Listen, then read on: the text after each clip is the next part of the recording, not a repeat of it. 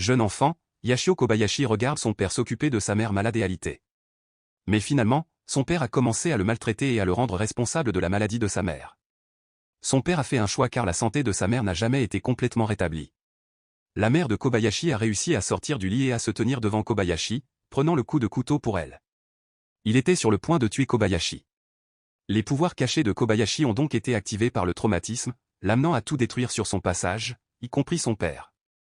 Quelques années plus tard, Kobayashi est maintenant un garçon de 14 ans qui est orphelin. Il est essentiellement sans abri et ne pense qu'à son dernier jour sur Terre.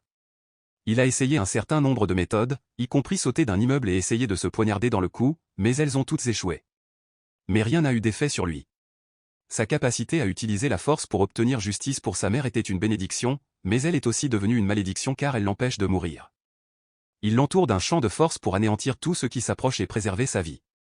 Il finit par rencontrer Kenzu Kanazaki, un lycéen sûr de lui qui dégage un surplus apparent d'énergie. Kobayashi crie au chien d'arrêter de le charger alors que Kanazaki tente de l'attraper. Mais comme il ne le fait pas, le champ de force de Kobayashi s'active accidentellement et tue le chien. Kobayashi commence à avoir peur. Il a toujours fait des efforts pour s'empêcher de faire du mal aux autres, mais sans succès. Cette fois, il a causé la mort d'une vie. Il tente à nouveau de tirer sur sa bouche en fuyant pour se dissimuler. Il recrache ensuite la balle. Il se rend alors compte que Hanazaki le suit et fait plusieurs tentatives désespérées pour s'enfuir, notamment en sautant d'un immeuble, en passant à travers une porte métallique et même en plongeant dans un profond canal. Néanmoins, le Hanazaki persiste et parvient à le poursuivre. Kobayashi finit par s'épuiser à courir et s'arrête pour reprendre son souffle. Il dit à Hanazaki que s'il l'approche, il périra. Puis il lance un verre à Kobayashi, mais le mystérieux pouvoir qu'il possède fait que même la bouteille se brise en deux. Hanazaki est intrigué et demande ce qui se passe, mais Kobayashi répond que même lui ne le sait pas ni comment le gérer. Hanazaki et Kobayashi ont une brève conversation avant que le garçon ne parte brusquement, laissant son portefeuille derrière lui. Lorsqu'il suit Hanazaki pour le lui rendre, il le découvre en train de mener une opération de sauvetage à l'intérieur d'une structure en feu. Il traverse les cendres et les flammes, mais il ne repère personne. Il suppose donc que Hanazaki n'est pas présent et décide de partir. Soudain, il entend une voix qui l'appelle à l'aide. Un regard en arrière révèle un homme caché sous un rouble. Hanazaki, qui est inconscient, est à côté de l'homme. Kobayashi refuse de s'approcher d'eux car cela entraînerait leur mort, malgré les appels à l'aide de l'homme. Dans sa rage, l'homme lance une clé à molette sur Kobayashi, mais comme d'habitude, le pouvoir se contente de la fendre en deux. Hanazaki se réveille alors que l'homme commence à sangloter et à ressentir la peur, et les deux commencent à travailler ensemble pour se libérer et s'enfuir. Kobayashi utilise alors son pouvoir pour marcher contre certains murs et y créer des trous alors que Hanazaki demande rapidement s'il peut les aider à quitter le bâtiment. Une explosion aléatoire se produit à l'extérieur, coupant la main de Kobayashi, qui commence immédiatement à envisager de nouveaux moyens d'atteindre son objectif. Hanazaki décide de conclure un marché avec Kobayashi après l'avoir remarqué. Hanazaki trouvera un moyen de tuer Kobayashi s'il rejoint le Boy Detective Club. Kobayashi accepte malgré lui et à contre-cœur. Il apprend que Kagoro Ekishi a fondé le Boy Detective Club, une société d'enquête privée. Hanazaki fait partie du groupe, tout comme Ryo Eo, handicapé, et Makoto Noro, expert en informatique et en système de sécurité. Le club s'occupe de petites et de grandes affaires, collaborant désormais principalement avec la police par l'intermédiaire de Nakamura. Le lendemain, Kobayashi essaie de manger un bol de nourriture dans un bâtiment abandonné lorsque son pouvoir détruit le bol, montrant que parfois même son pouvoir peut l'empêcher d'accéder aux nécessités de base. Les nouilles udon sont sur le point d'être ramassées sur le sol lorsqu'Hanazaki apparaît soudainement et l'invite à se joindre à eux pour leur première affaire. Kobayashi finit par le suivre, mais sa principale priorité est de trouver quelque chose à manger. Hanazaki est perplexe et demande pourquoi l'homme veut manger alors qu'il veut mourir. Kobayashi révèle que si son estomac est vide, son étrange pouvoir le pousse à manger. Il aspirera dans son estomac tout ce qui se trouve à proximité, y compris des souris et de la vraie nourriture. Dès qu'ils ont terminé leur mission et qu'ils peuvent enfin poursuivre leur affaire, Hanazaki lui assure qu'il lui apportera de la vraie nourriture. Une femme s'est adressée à l'organisation pour lui demander de garder un œil sur son petit ami en danger de mort. Cependant, il est vite apparu que ce n'était qu'un mensonge pour cacher les véritables motivations de la dame. Elle prévoit d'empoisonner un médecin en utilisant les services de restauration fournis par son petit ami. Lorsque Kobayashi consomme la nourriture servie lors du programme de ce médecin, les deux garçons la prennent. Cependant, il la recrache immédiatement car son pouvoir l'a reconnue comme du poison. Dans leur hâte de la retrouver, ils parviennent rapidement à mettre la femme en garde à vue. La deuxième affaire, où de nombreux hommes d'âge moyen ont été recueillis par une organisation privée, est une autre illustration de son pouvoir. Les hommes disparus sont amenés au siège de l'organisation, que les deux hommes infiltrent négligemment. En raison de leur réticence à travailler, ces hommes sont des membres sans valeur de la société qui dépendent principalement de leurs parents. La véritable nature de l'organisation est révélée au fur et à mesure que les deux hommes poursuivent leur enquête. La structure abrite une entreprise clandestine de collecte d'organes. Hanazaki ordonne à Kobayashi de sprinter en direction de la salle de contrôle, de rassembler des preuves, puis de s'enfuir. Cependant, ils se retrouvent encerclés par des gardes qui commencent à tirer. Toutes les balles sont arrêtées par le champ de force de Kobayashi, qui les dévie également. Après avoir sauté du bâtiment et brisé un mur, il court après la preuve et la saisit. Tous les adultes sont ensuite rendus à leur famille, et les délinquants sont placés en détention. Le méchant qui a échappé à la police pendant des années et qui n'a que récemment lâché des robots malveillants dans les rues de la ville est le sujet de la prochaine mission de Kobayashi, libérer un otage pris en charge par 20 visages.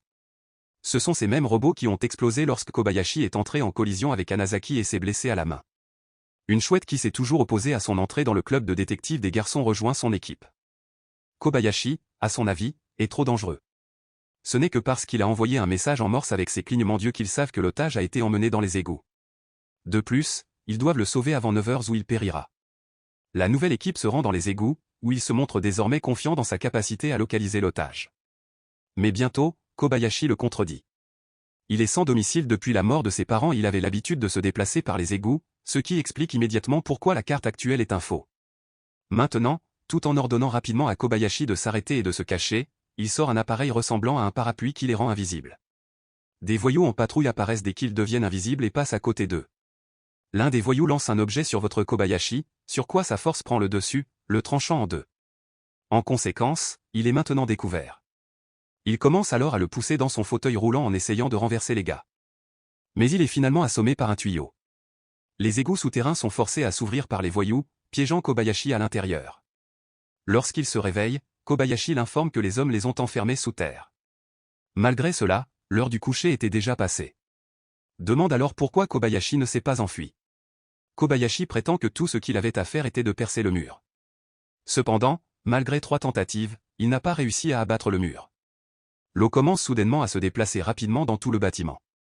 Et ordonne maintenant à Kobayashi de quitter la pièce en premier afin que, lorsque l'eau remplira la pièce, il puisse parler à tout le monde de la fausse carte. Kobayashi commence à réfléchir lorsqu'il considère la difficulté d'une heure, mais abandonne lorsqu'il déclare plus tard qu'il va chercher une solution. Kobayashi commence alors à monter l'échelle jusqu'au dernier échelon. Il y croise Hanezaki et Katsuda et les informe qu'une autre heure est encore piégée en bas. Kobayashi, qui est épuisé, est laissé au repos sur le côté par Hanezaki.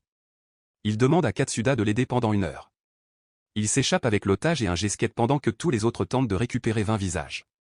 Sur leur vélo, Hanezaki et Ishii tentent de distancer 20 hooligans. Ils rencontrent Kobayashi le long de la route des égouts, qui s'assoupit encore lorsqu'il entre involontairement dans l'eau. Lorsque le premier jet-ski entre en collision avec le champ de force de Kobayashi, il se divise en deux et projette les voyous dans les airs. Hanezaki profite de la distraction causée par les 20 visages pour s'emparer de l'otage. Ishii révèle finalement que les 20 criminels utilisent l'otage comme appât pour être appréhendés par la police. Après quelques jours, Kobayashi a l'impression que sa vie ne progresse pas du tout. Bien qu'il soit membre du club, il n'est autorisé qu'à accomplir des missions tandis qu'Hanezaki cherche un moyen de soulager sa souffrance.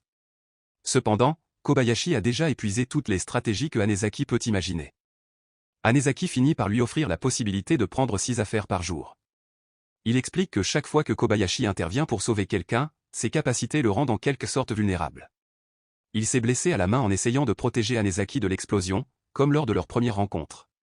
Par conséquent, il pense que si Kobayashi parvient à sauver suffisamment de personnes, ses capacités pourraient se développer au point qu'il soit gravement blessé et qu'il réussisse finalement sa mission. Toujours un peu méfiant. Kobayashi accepte dans l'espoir de voir la stratégie d'Hanezaki réussir. Mais en fin de compte, Kobayashi n'a pas été affecté par le traitement de 6 cas en une seule journée. Toute la journée, ils n'ont traité que des situations simples, aucune d'entre elles n'a consisté à sauver des vies, et aucune n'a même été proche de blesser Kobayashi. Au final, il n'a reçu qu'un niveau d'agacement et une fête d'anniversaire surprise en conséquence. Quelques jours plus tard, alors que le duo retourne au club pour prendre une nouvelle affaire, il remarque par hasard une annonce qui clignote sur les panneaux d'affichage de la ville. Hanezaki est capable d'identifier son frère comme étant l'auteur de l'annonce. Selon le frère, le complexe résidentiel de Kakuragaoka est devenu une nation souveraine séparée du Japon. Tout intrus recevra un coup de semonce de leur arsenal high-tech avant d'être mis à mort s'il continue à s'introduire dans les lieux. Hanezaki se précipite au club et demande de l'aide pour retrouver son frère disparu depuis longtemps, mais personne ne veut l'aider. Hanezaki part, et le groupe demande à Kobayashi d'enquêter sur un mystérieux colis reçu récemment. Il pense qu'il pourrait s'agir d'une bombe, d'un piège ou de quelque chose d'encore plus dangereux, mais il s'agit simplement d'un robot jouet avec un enregistreur vocal à l'intérieur. Un message de 20 visages sur leur confrontation à venir commence à être diffusé, mais Ismash l'écrase au sol. Il ordonne ensuite à Kobayashi de se méfier d'Anezaki car il pense que ce dernier va sortir en douce de la structure pour retrouver son frère, ce qui fait de lui l'un des 20 visages qui a maintenant de nouveaux ennemis. Kobayashi observe Anezaki qui tente de s'enfuir mais ne fait rien pour l'arrêter. Il se contente de réprimander l'équipe avant de les informer et de leur faire attendre le moment opportun. Suite à un appel, Hachi et Smash décident d'emmener tout le monde pour récupérer Anezaki. Ils élaborent une stratégie d'invasion après avoir utilisé le traceur d'Anezaki pour déterminer qu'il se trouve dans le complexe résidentiel de Kakuragaoka. Comme sa force attira l'attention de l'ennemi, ce sera à Hachi et Smash Kobayashi d'entrer et de dégager le chemin. Il ignore tous ceux qui tentent de lui tirer dessus alors qu'il commence à avancer vers le complexe, détruisant ses murs de sécurité. En conséquence, ils arrêtent rapidement tous les responsables, y compris le frère d'Anezaki. Ensuite, ils se rendent tous au poste de police pour attendre Anezaki, qui est interrogé par des officiers. Comme c'est lui qui a permis au frère d'Anezaki et à sa mère adoptive de se barricader à l'intérieur du complexe, il admet maintenant que 20 visages a quelque chose à voir avec cet incident. Parce qu'Ekiche était au courant de l'emplacement de son frère, Anezaki devient furieux et s'en va lorsque tous les autres retournent au travail. Anezaki prépare ses affaires et annonce son intention de démissionner. Il perd soudain le contrôle de lui-même et prétend que Kobayashi n'est qu'un monstre immortel, qu'il lui a joué des tours pendant tout ce temps et qu'il testait ses capacités pendant sa fuite. Kobayashi prend la décision d'aller se coucher car il ne se soucie guère de ce que dit Anezaki. Lorsqu'ils reçoivent un autre soldat de plomb de 20 visages peu après, leur pire crainte se réalise. Cette fois, c'est une représentation holographique d'Anezaki retenue par des ficelles qui s'affichent. Ils sont raillés par 20 visages, qui menacent de faire du mal à Anezaki s'ils ne le trouvent pas ailleurs. Les membres restants sont immédiatement mis en action par Ekiche. Ils trouvent Anezaki retenu en otage dans un centre commercial par 20 visages différents. Ils peuvent entendre des coups de feu provenant de l'intérieur du bâtiment alors qu'ils s'approchent. À ce moment-là, Kobayashi fonce et utilise sa sphère de protection pour anéantir les robots de sécurité qui se comportent mal. Pendant que de nombreux robots lui tirent dessus, Kobayashi cherche Ekiche et Anezaki qui sont déjà à l'intérieur de la structure. Il commence alors à courir dans tous les sens jusqu'à ce qu'il vainque le dernier robot et localise Anezaki. 20 visages et Ekiche étaient au 2e étage. Kobayashi s'approche de Anezaki et le gronde pour avoir agi comme un jeune enfant stupide et faible. Les otages à l'intérieur commencent soudainement à pointer leurs armes vers les individus de leur groupe. Ils découvrent rapidement que chaque otage à l'intérieur a subi un lavage de cerveau par 20 visages. Qui suggère alors à Ekiche de tuer Anezaki? Il s'exécute. Chaque otage à l'intérieur du bâtiment sera libéré par les 20 visages. Anezaki s'avance soudainement et commence à supplier Ekiche de mettre fin à ses souffrances en lui disant qu'il veut mourir. Lorsque Kobayashi intervient, on lui dit d'arrêter de voler les répliques des autres car personne ne veut que sa vie se termine comme lui. Anezaki brise soudainement le plancher en verre et s'élance en arrière, le pointant vers sa gorge. Les larmes aux yeux, Anezaki saute du dernier étage dans la fontaine intérieure, obligeant Kobayashi à le suivre et à utiliser sa force pour pousser Anezaki dans la partie la plus profonde de la fontaine. Kobayashi se relève alors et verse du liquide dans la fontaine en ouvrant un bocal. Les effets du lavage de cerveau sont rapidement inversés lorsque le liquide se transforme rapidement en une vapeur qui endort toutes les personnes à proximité. Tout le monde est sauvé après l'incident, mais 20 visages parviennent à s'enfuir. Anezaki poursuit rapidement Kobayashi alors qu'il commence à s'éloigner pour s'excuser. Cependant, Kobayashi se souvient seulement de leur promesse que Anezaki trouverait un moyen de le forcer à rendre son dernier souffle. Regardez la vidéo après cela. On se voit à la prochaine.